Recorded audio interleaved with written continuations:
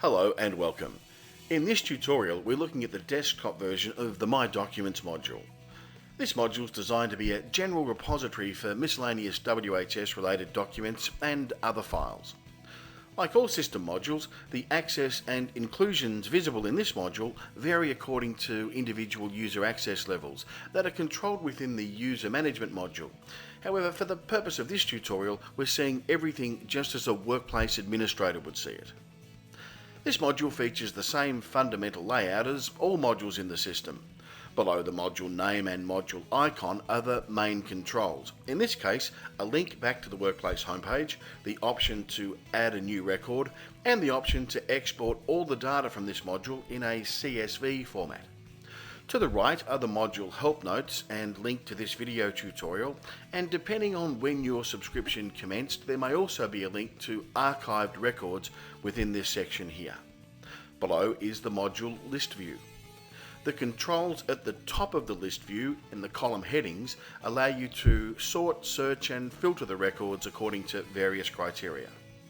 The small export icon at the far right of the search and filter tools exports only the records that are being displayed after filtering. Like the main export module function, this allows selection of the data fields to be included in the resulting export file. The list view contains relevant information about each record in the module, including a handy pop-up containing all the file attachments for each record, which saves you having to drill down to view the record directly. Mousing over the Actions icon in the list view displays the various options for managing existing records. And to add a new record to this module, select the plus icon, which displays the My Documents form. Selecting the up icon at the top of the form returns to the list view, but doesn't save the record. The Form Details section displays the creation date, the original author, and the manager currently responsible for this record, along with the option to reassign responsibility to another manager. To be assigned responsibility of a record within this module, the new manager must have manager level access to this module. That's controlled in the user management module.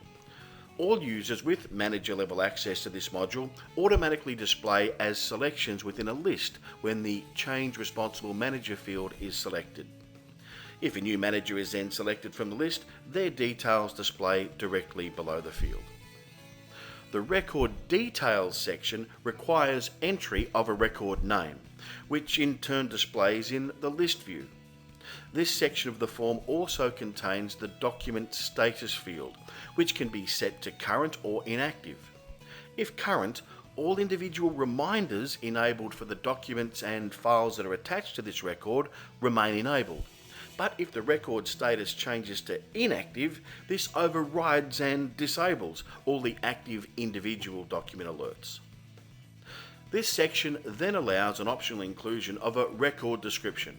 Any text entered into this field is also searchable in the module list view.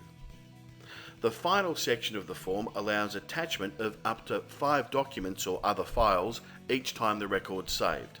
So to add more attachments, just save the record and another 5 attachment fields will be available.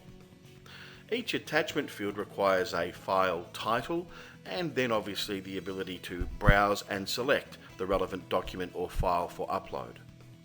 For reference, the system supports upload of most common file types including PDF documents, Word documents, Excel spreadsheets, images and even zip files.